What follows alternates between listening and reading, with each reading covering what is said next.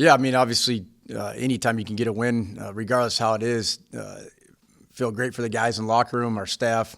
Um, for it to go the way it did, none of us planned on it going that way, but stay with it and keep battling. That was great to see from the guys.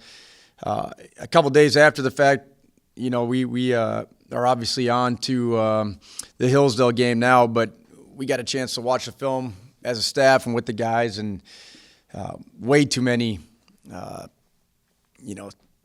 mental mistakes, that type of thing. The penalties were better. We only had 3, but we put ourselves into some bad situations with,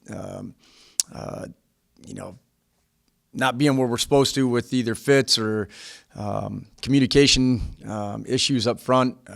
Obviously the Q made some bad decisions as well. So I love the fact that we battled and got a win, obviously. But, if we're going to continue to get better, those kind of things cannot keep showing up on Saturdays. And we had good staff meetings. Got some things corrected from that standpoint, and obviously our adjustments need to come sooner, as in before the games, with what our guys can do well and not do well. And we got to do a better job putting our guys in positions that they can execute what we're looking for, rather than just having too much stuff that may look good against a certain scheme. So as a full operation, program-wide, right, we've got to get better. We had a good practice yesterday, and hopefully have the same this afternoon. We go down 21-0 and went back and got the score, albeit it was on 4th down, so that part was a little bit stressful. But I never ever felt like, I said this to the guys, we talked about it afterwards at halftime, I never felt like we were in a hole that was too big to come out of. Even when we were down 21 at those times, you look up at the scoreboard, we give up that or throw the pick and then give up a score 3 plays later in the beginning of the third quarter. There's still 14 minutes left. So we never felt like it was too much to overcome if we just started to play and execute what we're supposed to do. So, the whole time I felt like we had some things early in the game offensively. We were committed to running the football, and we were trying to do everything we could at that point to do that. Unfortunately, in the first 3 drives, we're 3 and out or not many plays at that point. And look up at the scoreboard and it's 21-0. And we had to go away from that game plan a little bit. So defense took a little bit to settle down, obviously. You give up 2 quick scores, and then Sips goes down, and you got to deal with that whole deal. But they settled in. I felt like in the middle of the third quarter, fourth quarter, we did a nice job playing off of each other, getting stops or a turnover, offense turning it into points and so on. So, it just, we need to play 4 quarters that way rather than a quarter and a half. So we'll get there. Obviously, when you can stretch the field, it helps everything out, not only for explosive plays, but had the game been in a different situation, we got behind them several times. It should lead to a lighter box as well for the run game. So we didn't attempt many runs in the second half, but the runs we did attempt were going for 10 or so yards a pop because they were playing or trying to play back. But yeah, whether it be Champney or D-Will, Michie, we've got some guys that can stretch the field. Even though we didn't run the ball for the second week in a row, I thought our O-line did a much better job in pass protection. Anytime you throw it 50 times a game and you're not giving up a ton of sacks, the Q's got a chance at that point. And I thought our guys up front, for most of the game, they knew what we were trying to do, obviously having to come back from that big hole. So for the guys to hold up like they did, they did their part as well, which allows, Champney and the boys to get behind them. So as a whole with the passing game, I thought that part was good. We, again, made some poor decisions at certain times, but, a lot of times we're taking advantage of what they're giving us, and Q get the football where it needed to go, and the guys made plays. So, that part was good to see. Yeah, he did, and he's been playing really well. He's been aggressive this year, which has been good to see. Even on some balls where you're going over the middle of the field, he's way up in the air to make plays in traffic, and so his speed is something that we have to be able to utilize. Obviously, he runs certain routes better than others, and obviously getting him to certain spots and in what we're trying to do with our scheme frees him up a little bit with that. But he's when his number was called on Thursday night, he showed up and did exactly what he's capable of doing. We've got more now, yes, and we always had them. We just didn't put them necessarily on a script where you're planning on 4 of them, but we'll have some this week, and at the end of the day, right, you find other ways to window dress what you do well, and it's not like we're making up new plays, but at the same time, you got to get guys into positions where they can make a play, make it look different to the defense. So we'll dress some stuff up a little bit as well. Everything. They're very sound offensively, defensively, special teams, very well coached. Their guys are very comparable to ours in the way that they continue to play after play. It doesn't matter what the scoreboard says. I've been in that locker room for 2 years as a coach. It's still the same staff minus one guy.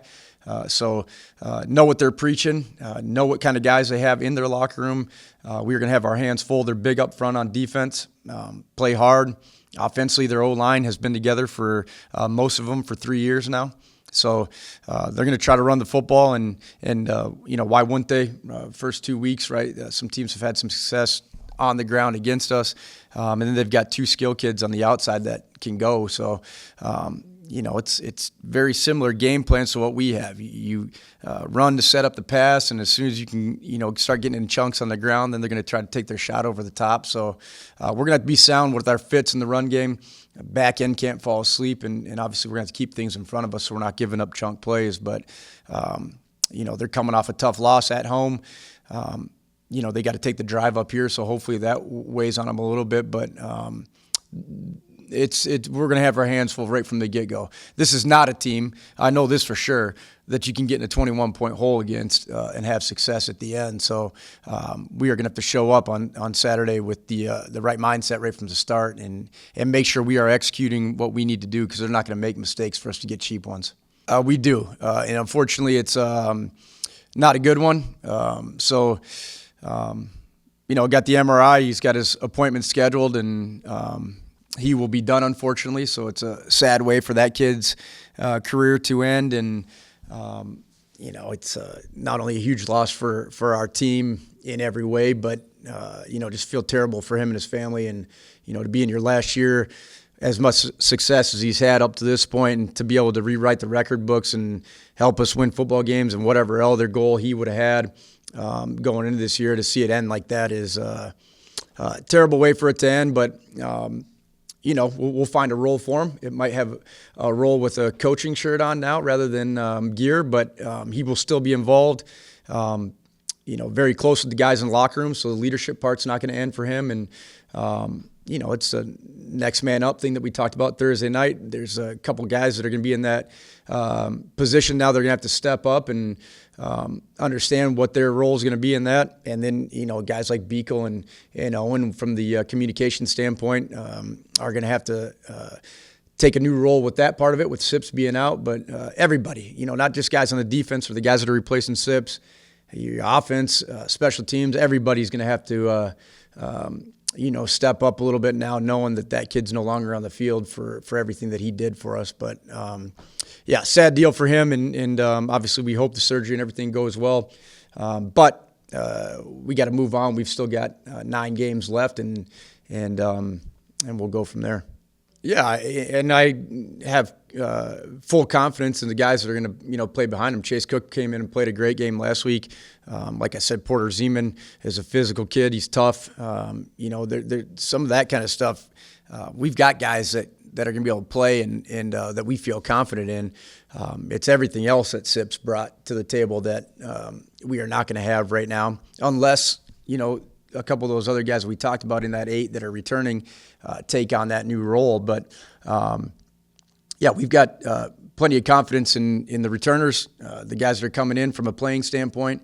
There's going to be a couple guys that have to step outside of their comfort zone from the communication standpoint and help us out with that. So, I said it before, right? When a guy like Sips comes off the field, you're losing a coach at that point, especially with teams that want to play with tempo. we don't have to get a call in. He knows what to check us in based off formation and so on. So, there's going to be some guys that are going to have to take the classroom work and the film work to a new level to get on that same page that he was on. And I'm confident that we have guys that can do that. Yeah, anytime you can win, especially after a loss, right, to get that taste out of your mouth is big. So it was one of our goals, take care of our non-conference. Obviously, we lost in week 1 in non-conference. Another goal that's been here forever is to win your home contest with what we have from an advantage up here. So, we've got plenty of goals left in front of us. Taking care of home field is one of them. So we will, our guys will be ready for that. They know Hillsdale. Your first 2 weeks, you're playing 2 opponents that you have no idea about outside of their schemes. A lot of these kids know each other. We've played them for many years now, and everybody that's in our locker room outside of the freshmen have played Hillsdale before. So we know what we're getting into. They know, everything I mentioned earlier about them not being a team that makes mistakes and how hard they play. So we're going to have to match all that. But, yeah, when you can win a football game after a tough loss, it's a lot easier to come back the next day, whether that be for corrections or energy on the field, whatever it might be. So, it's all helps. And then being at home back-to-back weeks obviously helps our guys as well. Back onto a normal routine now, playing a Saturday game. So we're done with the goofy weeks. So we'll get them back into a routine here from here on out.